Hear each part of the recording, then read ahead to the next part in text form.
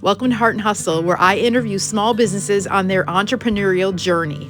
I'm your host, Jen Dunn. Today, we're going to interview me with my daughter, Maddie. So let's hustle on in. I'm the owner of Rustic Rehabs, where we paint furniture, teach people how to paint furniture, do classes and videos on Facebook and YouTube. I'm passionate about my small business and know many others who are too, so I started this series. Hi, welcome to Heart and Hustle. My name is Jen, and I'm so glad you're here. I started this series to help all of us get to know the heart of our country, which is small business, a little bit better. I am a small business owner and opened my first brick and mortar in 2021 after I lost my job in 2020 of 25 years. That's a lot of 20s. I now own Rustic Rehabs, which is a brick and mortar in Menomonee Falls, Wisconsin, where we paint furniture, teach people how to paint furniture in person and online through videos on Facebook and YouTube. I'm passionate about what I do to save old things and to bring people joy by updating pieces that are sentimental to them. And anybody can do what I can do because the products have made it so easy. So come along with me as we tell you a little bit more through my first interview, where my daughter will interview me. And then from there, we will continue to talk to other friends, both near and far, about their small business journeys, how it is scary as hell, but worth it as well, and how we want to inspire you to take the leap if you think you might be ready. So hang on to your hats. Here we go. Just because it ain't easy doesn't mean you shouldn't do it. All right, Maddie interviewing mom. Rustic Rehabs, take one. What was your previous career like? Did you enjoy it? What do you think about that? What do I think? Yeah. I don't think that you liked it. Yeah, so I spent 25 years in IT. I didn't try to get in IT. It's actually kind of, I don't even know if you know this story. So I got this job at Wisconsin Correctional for credit. My boss came up to, and I hated data entry and I hated computers, but I needed money. And so my boss came up to me and said, "Jenny, come here." I'm like, "What?" He goes, "This is Mark. He's really changed my life. This is a hard drive. This is a motherboard.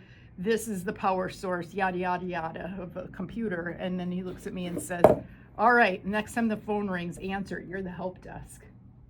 For like 30 people in this small business. And I'm like, "I don't know how to do this." He goes, "Yeah, you'll be fine. It's mostly secretaries who are entering data into a Microsoft Access database. Just ask them what they're doing, then do it on your computer, and you'll figure it out and tell them what to do."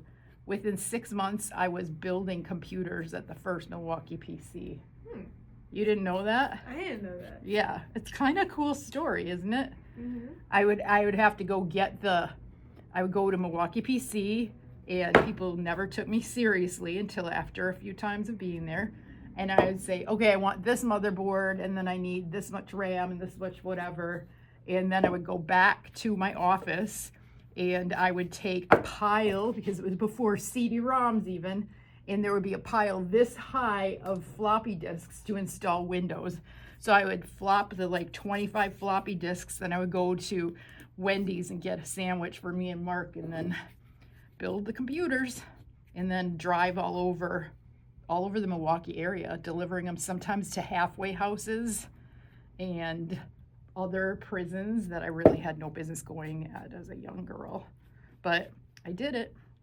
And then after 3 years of that, I got burnt out, and I got called by a recruiter, a cold call, and I went and became a contractor because they offered me a lot more money, which was kind of crappy that I did that to Mark, because he really gave me a shot. But I was young and I didn't know. I do now. I actually wanted to call him and thank him, and I found out he died last year. So that's kind of terrible. So one of the lessons I'm telling you is, when those people make a difference in your life, find them and tell them before it's too late. Mm-hmm. So then I ended up leaving there for Strong Funds, and then Strong Funds got bought by Wells Fargo, and then I was there for 20 years. Mm-hmm. Was there a moment where you realized you wanted something different? Just the bureaucracy was so thick. Like everything was meetings on top of meetings on top of meetings, and you never felt like you were getting anything done. Mm-hmm. And I'm a doer. I like to get stuff done, mm-hmm. whether it's carrots or helping my team. And it just, at that time I had a team of 18 at one point, a team of 12 when I left, and they were all over the country. And so you saw me, I'd spend all day on the phone, mm-hmm. and I just felt like, what am I doing? What am I doing? Everything is so hard and you don't have any control. Mm-hmm. What was the tipping point that made you take the plunge into working for yourself? Well, I didn't. I don't know if I ever would have, if I wouldn't have gotten downsized. I wanted to be an entrepreneur since Ian was born. I just didn't know what it was going to be. Really liked painting, and then I started selling it on Facebook and doing pretty well, and then getting people coming up to me asking me to custom paint more and more for them. And next thing you know, then when that happened, and Poppy and Time was a huge part of that. I was just painting in the garage for probably a year or two, and I was driving past Marigold Marketplace in Menomonee Falls, and their furniture painter had just left. Like, yeah, let's do it. And then a couple days later, I brought in, my first thing that ever sold was a flower pot chair, and I brought it in, and it sold before I even got it in the store. Probably is way underpriced. And then they asked me what my name was. I'm like, I filled out the paperwork. They go, what's your business name? And I was like, and I don't even know where. I just said, how about Rustic Rehabs? Because I knew I was going to distress everything because I wasn't a good painter.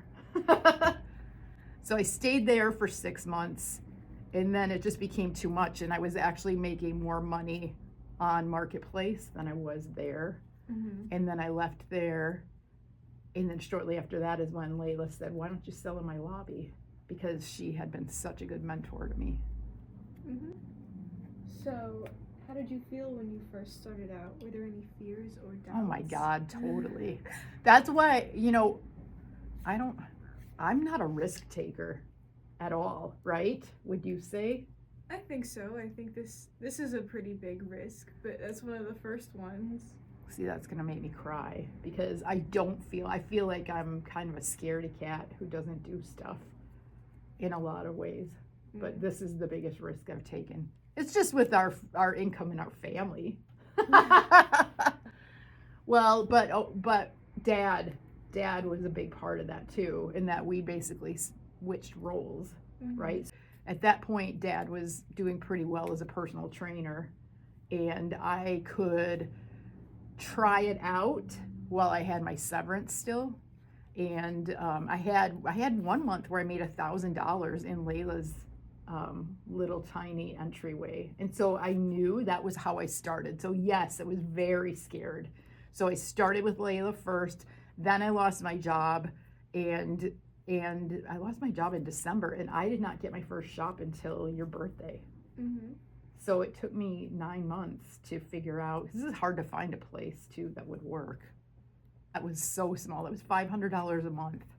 God, I'd kill for that rent right now. It was tiny though. It was ridiculously tiny. Yeah. I mean, when people would come over for a class, even if I was painting 2 nightstands, I'd either have to put them in the bathroom or in the back of the Jeep. I always had to keep putting furniture in the Jeep so people could even have a class. It was 260 square feet, selling paint and transfers and a couple pieces of furniture. Mm-hmm. But it holds a soft place. And now it's a massage place 2 times since I've been gone. 2 times? Yeah. One was my friend Sandy, and now there's a gal named Heidi who has it. It's much better for that. Yeah, than trying to get furniture in and out of the door. I know, but I have a video. We can insert that video of me moving furniture in there by myself. 1, 2, 3, 4.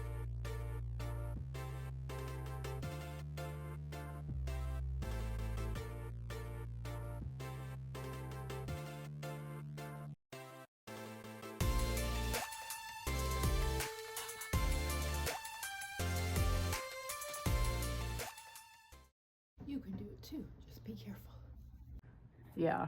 So I then knew about this building because there had been another business in here that closed during COVID, and I was waiting for the cider company to put it out for rent. And I would drive past here on the way home and look through the windows and think to myself, that would be a perfect spot for my business. Even though I just moved into this other one. In fact, when I signed the lease, I said, Mike, this is too small for me, but I have to start somewhere. Adam and I were pulling the carpet out, it was a terrible, terrible job, dirty job. And I remember thinking, you wanted this.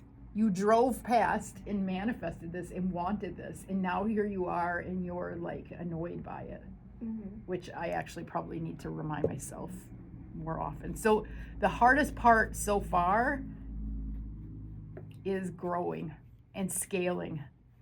So you can't do it all by yourself. I'm amazed what I did get done by myself, but when you grow, your clientele grows, you need more stuff to put in here. You start to have a little bit higher expectation of what you put in here. And so sometimes I wonder when this space opened up next door, we put that hole in the wall a year ago, that was a risk. And it's still pretty scary because I haven't caught up yet. Well, is there a moment where you felt like you made the right decision, like truly?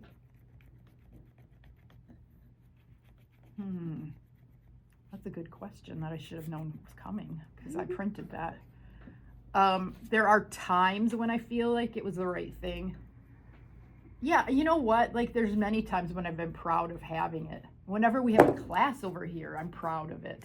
It's just when you have to figure out how to deal with cash flow would be the biggest advice I would give anybody doing an entrepreneurial business. Is figure out your cash flow early on, because it doesn't even matter if you're a lawyer, if you're a painter, if you're a farmer, your income is always going to be inconsistent.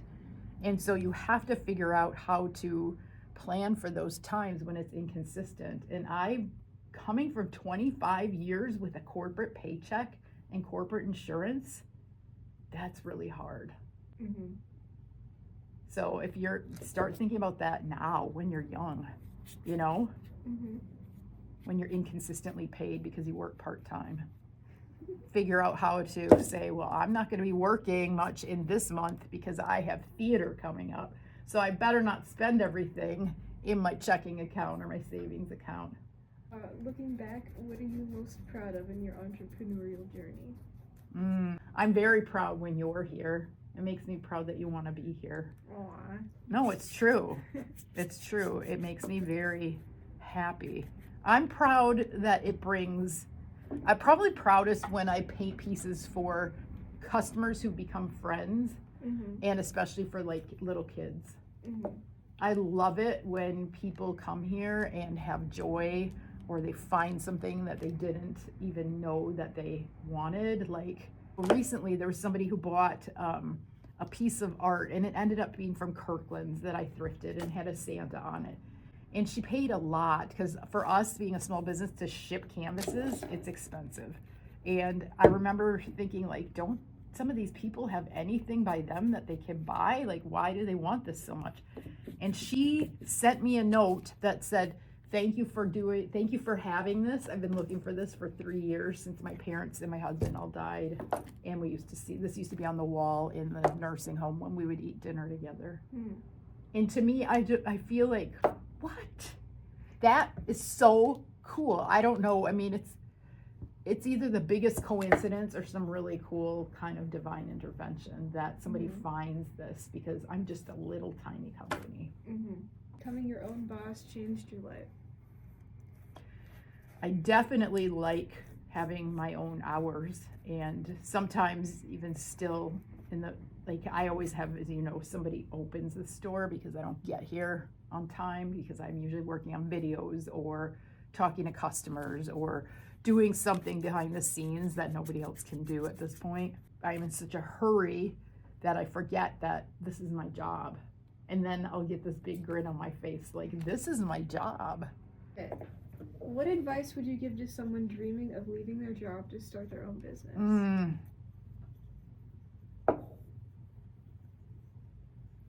I would say start planning for it and believe you can do it. it's not impossible. It feels impossible. And it feels absolutely terrifying to think of not having that paycheck and everything consistently. You feel secure when you're in a corporate job, but you're not in control either, right? So if you have, I mean, you only get one life as far as we know. So if there's something you feel like you are supposed to do, like I always felt like I was supposed to do something to help women. I didn't know what it was. I certainly never dreamed it was this, right? But one day it hit me in the head that I was doing this and this was what I was supposed to be doing. So I would say pursue it on the side. Believe you can do it. Find other people who do it. You always have to have business buddies. That's what Layla was so good for me in the beginning. And then figure out the finances early on, because that's the hardest part, and that's what's going to make or break you, because you won't have your yearly bonus and your insurance that you have to buy if you don't have that anymore, which we don't. All right, well, what's next for you in your business? This year, I hope is, doing these videos with other small businesses for Heart and Hustle. This is very close to my heart. So for rustic rehabs, I want to grow so that we are doing more crafty things that appeal to more people than just painting furniture, which is the biggest thing that we have right now for classes. So I think we've got a really good team of gals here who are ready and willing to expand and take some of this other stuff on. So I'm excited for them to do that, because I have felt burnt out. I can't do it all, right? And they get excited to do it. So why not let them? So we're doing a lot of that, talking about how we can use each other. It's fun to have a team, and I've always loved that part, even in the corporate world. I loved being able to put people with projects that I knew they were going to kick ass on. A lot of times I didn't have control over that, and people would complain, and that made me sad. But here I do. So this year is going to be a year of scaling, meaning we have grown 3 times in 3 years, and now we're going to utilize this space as best as possible, which means organizing some things, which means getting our books in order. All of our time is well spent. All right, well, thank you for letting me interview you today. Did you learn anything from me? Yes. What did you learn? If I would like to start a business, start it now. Think about it as soon as possible. Treat it like a business, even if it's kind of a jobby, right? Because it might turn into your job and you might not even see it coming. Yeah. Cool. Well, thanks, Maddie. Thanks for being with us today, and thanks to my host, Maddie Dunn. This is Heart and Hustle. We'll see you next time.